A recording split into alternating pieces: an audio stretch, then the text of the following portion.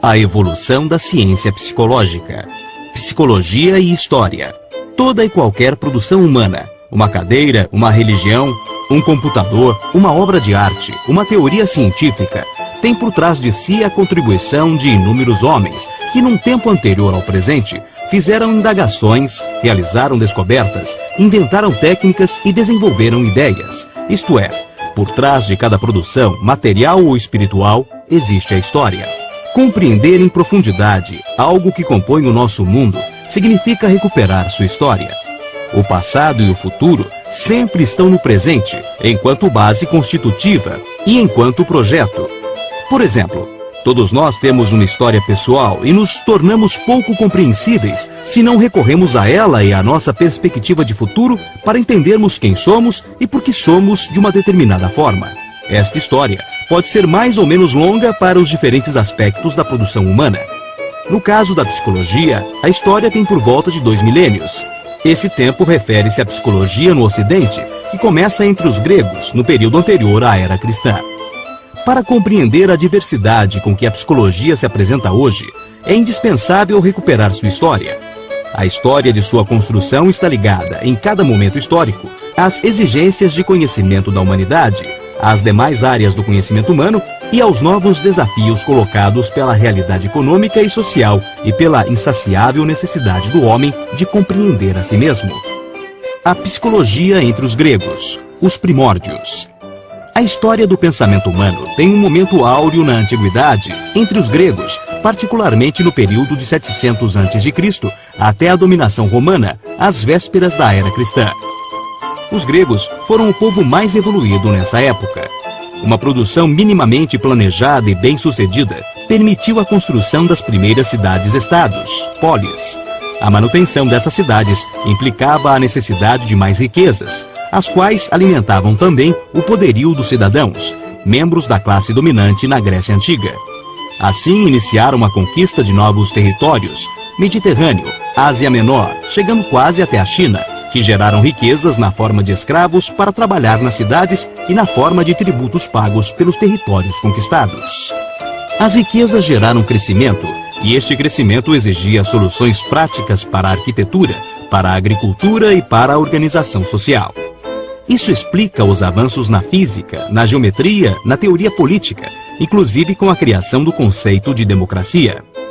Tais avanços permitiram que o cidadão se ocupasse das coisas do espírito, como a filosofia e a arte. Alguns homens, como Platão e Aristóteles, dedicaram-se a compreender esse espírito empreendedor do conquistador grego, ou seja, a filosofia começou a especular em torno do homem e da sua interioridade. É entre os filósofos gregos que surge a primeira tentativa de sistematizar uma psicologia. O próprio termo psicologia vem do grego psique, que significa alma, e de logos, que significa razão. Portanto, etimologicamente, psicologia significa estudo da alma. A alma ou espírito era concebida como a parte imaterial do ser humano e abarcaria o pensamento, os sentimentos de amor e ódio, a irracionalidade, o desejo, a sensação e a percepção. Os filósofos pré-socráticos, assim chamados por antecederem Sócrates, filósofo grego, preocupavam-se em definir a relação do homem com o mundo através da percepção. Discutiam se o mundo existe porque o homem o vê ou se o homem vê um mundo que já existe. Havia uma oposição entre os idealistas, a ideia forma o mundo, e os materialistas, a matéria que forma o mundo já é dada para a percepção. Mas é com Sócrates que a psicologia na antiguidade ganha consistência. Sua principal preocupação era com o limite que separa o homem dos animais. Dessa forma, postulava que a principal característica humana era a razão. A razão permitia ao homem sobrepor-se aos instintos, que seriam a base da irracionalidade. Ao definir a razão como peculiaridade do homem ou como essência humana, Sócrates abre um caminho que seria muito explorado pela psicologia. As teorias da consciência são, de certa forma, frutos dessa primeira sistematização na filosofia. O passo seguinte é dado por Platão, discípulo de Sócrates. Esse filósofo procurou definir um lugar para a razão no nosso próprio corpo. Definiu esse lugar como sendo a cabeça, onde se encontra a alma do homem. A medula seria, portanto, o elemento de ligação da alma com o corpo. Este elemento de ligação era necessário porque Platão concebia a alma separada do corpo. Quando alguém morria, a matéria, o corpo, desaparecia, mas a alma ficava livre para ocupar outro corpo. Aristóteles, discípulo de Platão, foi um dos mais importantes pensadores da história da filosofia. Sua contribuição foi inovadora ao postular que a alma e o corpo não podem ser dissociados. Para Aristóteles, a psique seria o princípio ativo da vida. Tudo aquilo que cresce, se reproduz e se alimenta possui a sua psique ou alma. Desta forma, os vegetais, os animais e o homem teriam alma. Os vegetais teriam uma alma vegetativa, que se define pela função de alimentação e reprodução. Os animais teriam essa alma e a alma sensitiva, que tem a função de percepção e movimento. E o homem teria os dois níveis anteriores e a alma racional, que tem a função pensante. Esse filósofo chegou a estudar as diferenças entre a razão, a percepção e as sensações. Esse estudo está sistematizado no Da Anima, que pode ser considerado o primeiro tratado em psicologia. Portanto, 2.300 anos antes do advento da psicologia científica, os gregos já haviam formulado duas teorias. A platônica, que postulava a imortalidade da alma e a concebia separada do corpo, e a aristotélica, que afirmava a mortalidade da alma e sua relação de pertencimento ao corpo. A psicologia no Império Romano e na Idade Média. Às vésperas da Era Antiga, surge um novo império que iria dominar a Grécia, parte da Europa e do Oriente Médio: o Império Romano.